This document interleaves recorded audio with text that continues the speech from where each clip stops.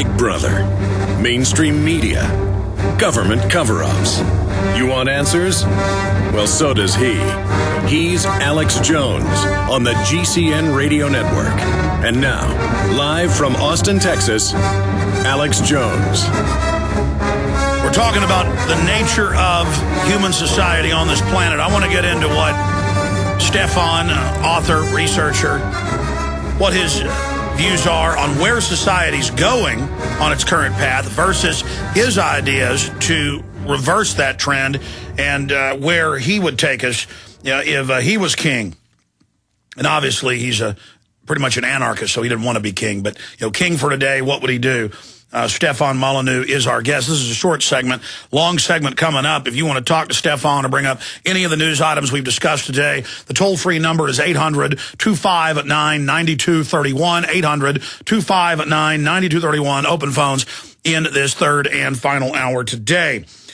Stefan, for stations that just joined us, gave a great analogy of what's happening in Greece, what's happening right now over in Ireland, and how it's now spreading out to Germany and England and the United States. You've got a bunch of people in a ER, and you've got Greece and other nations like Ireland that are bleeding to death, and they don't fix the wounds. The system stays the same, but they take blood from the other countries that aren't bleeding as bad yet, and they're pumping it in to the countries that are bleeding out, but they're not fixing the wounds, so it's just pouring out. Now, the system knows that. Why, then, are they not even closing the wounds, changing the system?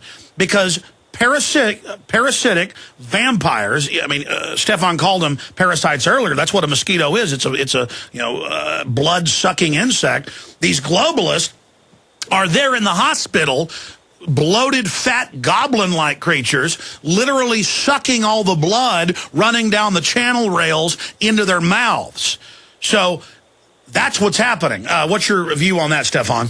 Well, I think that's right. An analogy that I've thought of that I think makes the most sense is, if you've ever seen the Indiana Jones films, in the very first one, he's in the treasure room, and there's all this gold and jewels and all of the riches of the ancient world. And he grabs what he needs, and then he sees a huge door begin to slide down slowly. And he grabs what he wants, and he runs out, and he rolls out, and he just reaches back to grab his hat before the door comes down. Well, it's been clear, really, since the 1960s, and certainly since the 1970s, since stagflation and going off the gold standard, or the remains of the gold standard, that the system is not going to last. And the system is so close to the end now that expecting rational, long-term, coherent behavior from the ruling class at the moment is not really it's not really very rational. And so what's happening is, because the system is shutting down, the system is reaching its end game, people are just trying to grab as much as humanly possible before, like Indiana Jones, just grab as much as you can. That's a great point. We see this in every society.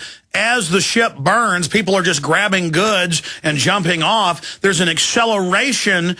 It's kind of like exterminators talk about when you spray cockroaches with poison, they start mating, trying to reproduce. There's like a wild party that goes on. The Brinks truck explodes in the poor neighborhood, blowing $100 bills up into the sky. You don't expect people to just sit around and wonder about their retirement. They just run out like crazy, like a shark feeding frenzy, and grab whatever they can. And every policy that I've seen introduced over the past few years is just a massive cash grab that involves huge transfers of wealth from the private to the public sector. Some of it going to the dependent classes to continue to buy their allegiances, but most of it flowing upwards to the few farmers and the rulers. And if you really analyze what is going on, it is all about private-public sector transfers, or peaceful, violent sector transfers. And because the public sector is so dwarfing and engulfing and destroying, government's always cancer. Cancers generally grow to destroy the host, and that's the same thing with government. You can very clearly see that it is overwhelming the body politic, that the number of public sector jobs that have been created over the past 10 years versus what have been created in the private sector is vastly greater in the public sector. The unfunded liability of the public sector pensions are staggering. I mean, it's impossible to pay back. Stay there. Let's go through where you see this system going on the other side, and then ideas you've got to turn it around. We'll be right back with our guest. Stay with us, Infowars.com, PrisonPlanet.tv. Hi, folks. This is Alex Jones asking you for a minute of your time to tell you about soap. Not detergents, but good old-fashioned pure soap made by the Cal Ben Soap Company, a family-owned and operated American company. My family, staff, friends, and radio listeners are constantly telling me how much they love these products for bath, hair, laundry, and dishes. There is nothing like these factory-direct, big money-saving, triple-concentrated soaps anywhere. Get a free detailed catalog by calling 800-340-7091 or see them online at 5starsoap.com or Infowars.com. Let's talk to the owner of 5 Star Soap, Marty Schachter, and see what he has to say. As founder and owner for over 63 years, people keep asking me, how's business? I'm happy to say our business is going down the drain. Call us at 1-800-340-7091. Visit our website, 5starsoap.com, for buying our 1 to 2 month soap sampler. Thank you. You may be arrested and or subject to other police action. Tyranny is here. The grim future foretold in 1984 has become reality. It really says that the state is God. The United States is now recognized globally as one of the most oppressive police states on earth. This film conclusively proves the existence of a secret network of FEMA camps, now being expanded nationwide. This documentary exposes how the continuity of government program has established an all-powerful shadow state. Police State 4 chronicles the sickening depths to which our republic has fallen. Prepare to enter the secretive world of emergency dictatorship. Body scanners, sound cannons, citizen spies, stage terror, and cameras on every street corner. It's only the beginning of the New World Order's hellish plan. The police state isn't coming. It's here. Secure your copy today at Infowars.com or see it online in the highest quality at PrisonPlanet.tv.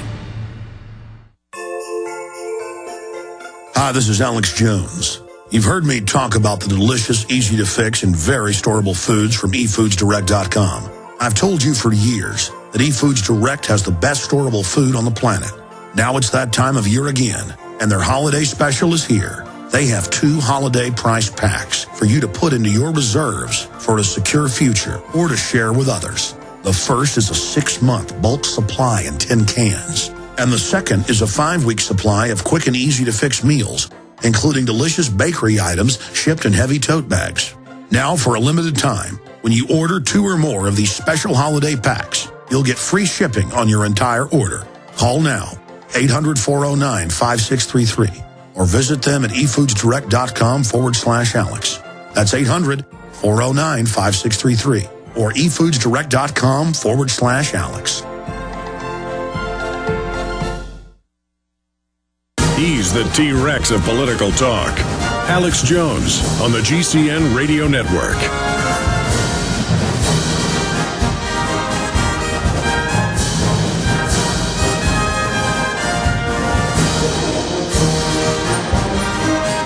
Stefan Molyneux is our guest. He's joining us from a hotel room in Phoenix, Arizona. He's going to be talking at the 2010 Freedom Summit there.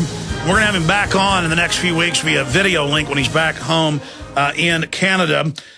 And he joins us now. If you just tuned in, listeners, we've been talking about the fact that we live on a plantation, that we're seen as human resources. And I went over the fact earlier that the globalists have decided they don't need us anymore. They have said they want to dramatically cull the numbers of people.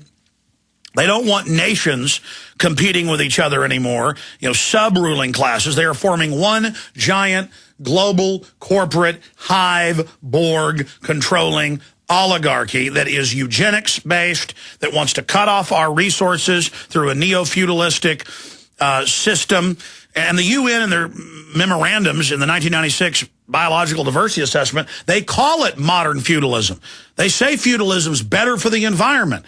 So they are clearly trying to reinstate an even older form and more abusive form of tyranny. And the cycle of history shows that when you do have liberty, it produces incredible wealth, but then it grows a big, corrupt government. So talking to Stefan, again, we were getting into these impossible to pay back debts from the domesticated population. Most of the money's been siphoned off to the ruling class. The banks are all making super record profits, consolidating power. But the howling welfare class is now being forged into an army against the middle class. From your research, why does the ruling elite hate the middle class so much? Because clearly they do. It's their ancestral enemy. Right. I think that's a great question. It's hard to say for sure because they don't exactly publish this stuff too openly. My guess would be that the parasite always hates the host because the host reminds the parasite that he's a parasite. So the fact that the ruling classes who are driven by, egomania, grandiosity, narcissism, and a kind of madness, I mean, these people are going to be classified as insane in the future in the same way that we look at the Nazi eugenicists as insane, though they seemed perfectly reasonable at the time to most people. And so the fact that there are free and productive and happy and voluntary people in the world reminds the ruling classes of what desperate, sociopathic parasites they really are, and it just reminds them of that. And so I think that's one of the reasons that they hate them, because it pricks their vanity in the fact that they think that they rule the world, but they're actually dependent upon Joe Sixpack, who goes to work and produces something of value for a living rather than just moving. Well, I totally agree with you, assessing their psychology, reading their own writings, and I believe it's a delusion that they dream of not having us around and having a high-tech, robotic society that serves a tiny, superior ruling class that so many of these people have written about. That's really their own self-hate. The fact that they hate the general population so much, the fact that they try to dumb the population down, and that's on record, shows their disdain for the host. Yeah, and I think that they understand that deep down they're never going to achieve the kind of happiness and peace of mind and contentment and love and good relationships that free people have. They just, the masters secretly hate the slaves dancing and singing and having a good time down at the end of the plantation because they're sort of stuck in their lonely house, and the masters need the slaves, but the slaves don't need the masters fundamentally. And so I think there is a lot of hatred and a recognition that it is not a life well lived to prey upon your fellow man and to brutalize and manipulate and sell off their future and destroy the brains of their children through miseducation. That is not a life well lived, and I strongly believe in the endless power of the human conscience, and that we all know deep down whether what we're doing is right or wrong. And so deep down they know all of that, but they don't want to deal with it and change their lives, so they project all of that hatred onto other people. All of that self-hatred gets funneled out onto other people, and it's like a bird attacking a mirror, but thinking it's something else. It's a tragic, tragic state of mind. In a sense, we almost have to free the masters from themselves. I know that sounds perhaps a bit over-compassionate, but they, in the long run, or at least their descendants, will be a lot happier. If we pry these leeches off the neck of humanity, they can actually grow their own two legs and stand on their own 2 feet. Well, you're absolutely right. A painter produces paintings. A philosopher produces philosophy.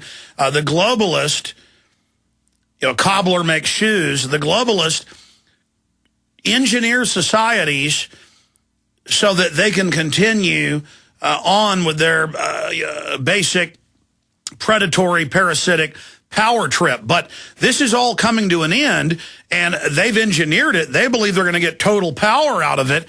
But more and more of the indicators I see show that this is actually giving free humanity and those that do love true liberty a very good chance of routing these people. But as Ron Paul has said over and over again, as we come to this crisis point, people that do love liberty have to be more active than ever because historically we tend to slip into even greater degradation after a system comes to an end.